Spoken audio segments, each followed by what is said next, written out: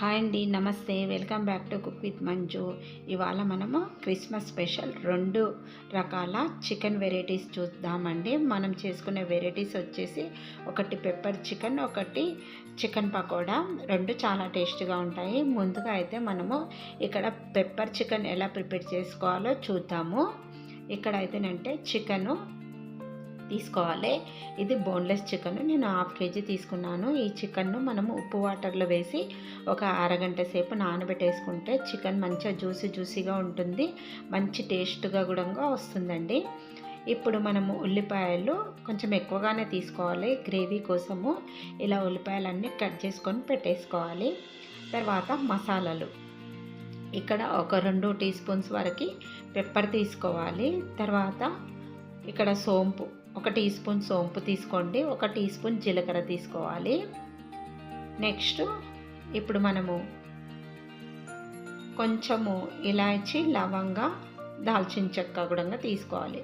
అల్లం వెల్లుల్లి పేస్ట్ ఇలా ఫ్రెష్గా అప్పటికప్పుడు చేసుకుంటే బాగుంటుంది నాన్ వెజ్ రెసిపీస్కి. ఇప్పుడు మనము తీసుకున్నాం కదా లవంగా, చెక్క, ఇంకా మిరియాలు, సోంపు, అలాగే జీలకర్ర, ఇవన్నీ కూడా కడాయిలో వేసేసుకొని వీటిని మనం కాసేపు లైట్గా వేపుకోవాలి. మాడకుండా లైట్గా మంచిగా అరోమా వచ్చేంత వరకు వేపుకోండి.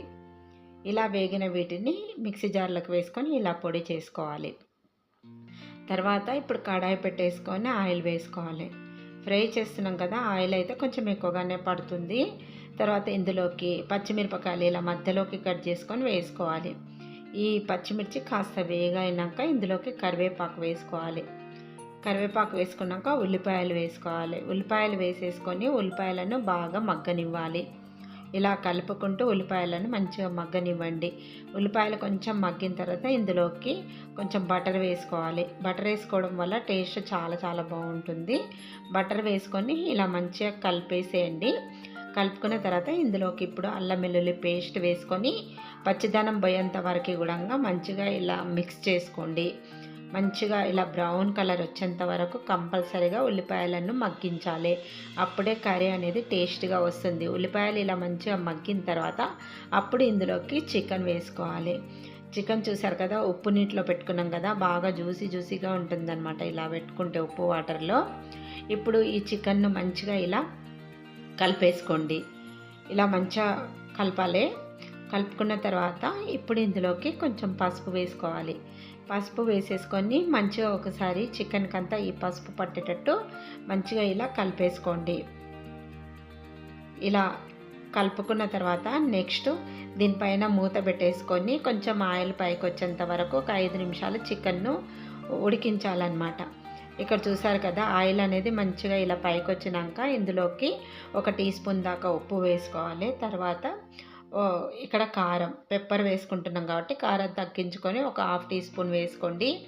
నెక్స్ట్ ఇందులోకి మనము పొడి చేసి పెట్టేసుకున్నాం కదా, సోంపు, జీలకర్ర, మిరియాలు, గరం మసాలా అన్నీ మిక్స్ పట్టుకున్నాం కదా, ఆ పౌడర్ వేసేసుకొని ఈ చికెన్ ముక్కలకు అంతా పట్టేటట్టు మంచిగా ఇలా కలుపుకోవాలి. మీరు నాన్ స్టిక్ కడాయి కంటే ఇలాంటి కడాయిల్లో వాడితే మనకి ఇలా కలుపుకోవడానికి ఈజీగా ఉంటుందండి. ఇలా మంచిగా మసాలా అంతా టేస్ట్ అంతా ఇందులోనే ఉంటుంది.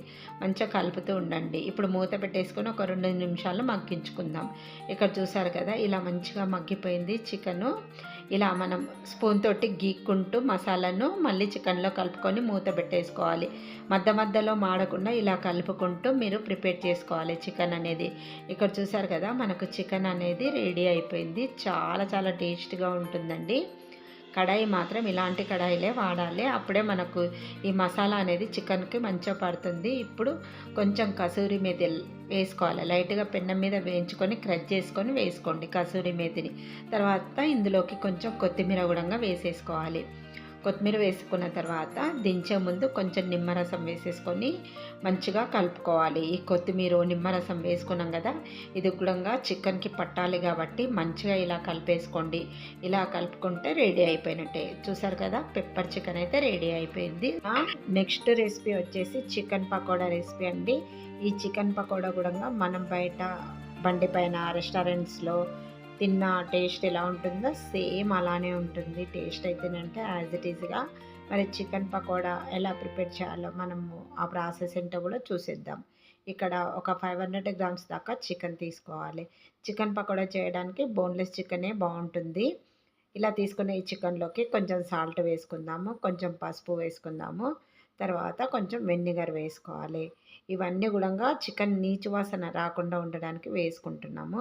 ఇవన్నీ వేసుకున్న తర్వాత చికెన్కి మంచిగా పట్టించుకున్న తర్వాత వెంటనే ఇందులో వాటర్ వేసి కడగొద్దు. ఒక 5 నిమిషాలు ఈ చికెన్ అలా పక్కన పెట్టేసుకోవాలి.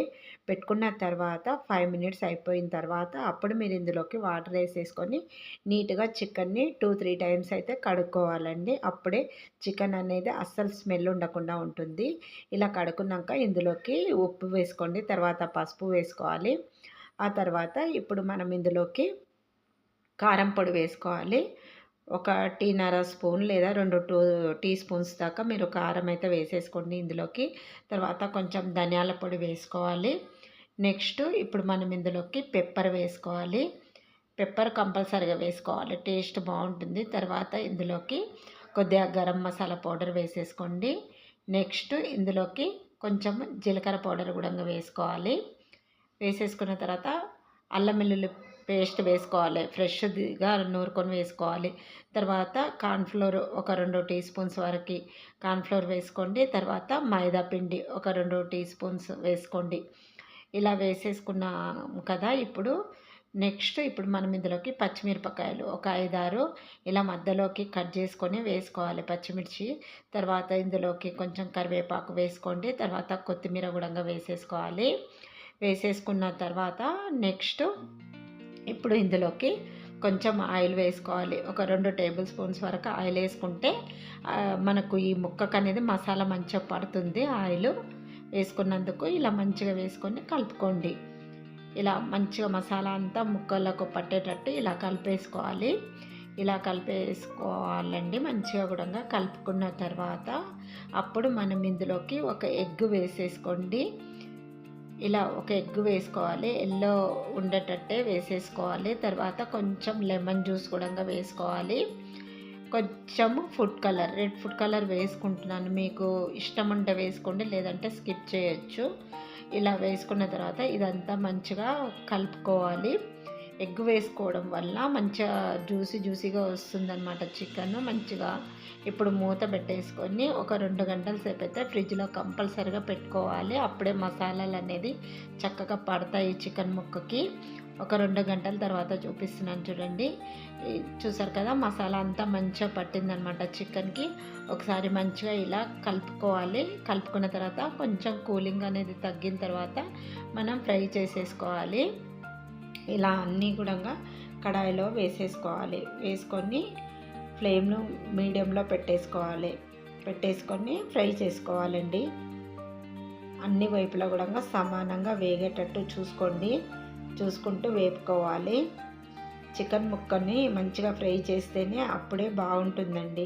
లేదంటే మనకు లోపల చికెన్ ముక్క పచ్చిగా ఉంటుంది. అది మీరు కంపల్సరీగా చూసుకొని మంచిగా ఫ్రై చేసుకోవాలి. అయితే మనకు బయట రెస్టారెంట్స్లో బండి పైన చికెన్ను 2 టైమ్స్ ఫ్రై చేస్తారు. ఇక్కడ మనం కూడా అలానే చేస్తున్నాము. ఒకసారి ఫ్రై చేసి ప్లేట్లోకి వేసుకున్న తర్వాత ఒక 5 మినిట్స్ అలా వదిలేసి మళ్ళీ ఈ చికెన్ని డబల్ ఫ్రై చేసుకోవాలి. ఇలా చేసుకున్నామంటేనే క్రిస్పీగా ఉంటుంది. బయట లేయర్ క్రిస్పీగా, లోపల జ్యూసీగా చాలా బాగుంటుంది ఇలా డబల్ ఫ్రై చేసినామంటేనంటే. ఇప్పుడు మళ్ళీ చికెన్ని మంచిగా ఫ్రై చేసుకోవాలి. ఈ టైంలో మీరు చికెన్ని మరీ ఎక్కువగా ఫ్రై చేయకండి, మాడిపోతుంది. ఇంకా ఎక్కువగా ఫ్రై చేశారంటే ముక్క కూడా గట్టి పడిపోతుంది. అందుకని లైట్గానే ఫ్రై చేసుకోవాలి. ముందు ఫ్రై చేసినాం కాబట్టి ఇప్పుడు మనం తక్కువ టైమే తీసుకోవాలి ఫ్రై చేయడానికి. చూసారు కదా, ఇలా మంచిగా ఫ్రై చేసేసుకున్న తర్వాత వీటిని అన్నిటిని కూడా తీసి ఒక టిష్యూ పేపర్లోకి వేసేసుకోవాలండి. చాలా బాగుంటుందండి చికెన్ పకోడా అయితే. మనం బయట రెస్టారెంట్స్లో తెచ్చుకోవాల్సిన అవసరమే లేదు, ఇంట్లోనే ప్రిపేర్ చేసుకోవచ్చు. చాలా అంటే టేస్టీగా వస్తుంది. ఈ ప్రాసెస్లో అయితే మీరు ప్రిపేర్ చేసేసుకోండి. ఇప్పుడు మనకు రెడీ అయిపోయింది చికెన్ పకోడా. మొత్తం కూడా ఒక ప్లేట్లోకి తీసేసుకుంటే సరిపోతుంది. చూసారు కదండి మన 2 రెసిపీస్, పెప్పర్ చికెన్ ఇంకా చికెన్ పకోడా 2 చాలా చాలా టేస్టీగా ఉంటాయి. తప్పకుండా ట్రై చేయండి. ట్రై చేసి ఎలా వచ్చిందో నాకు కామెంట్ రూపంలో తెలపండి. మరిన్ని ఇంట్రెస్టింగ్ వీడియోస్ కోసం ప్లీజ్ నా ఛానల్ని సబ్స్క్రైబ్ చేయండి. అలాగే లైక్ ఇవ్వడం మర్చిపోకండి. Thanks for watching my video.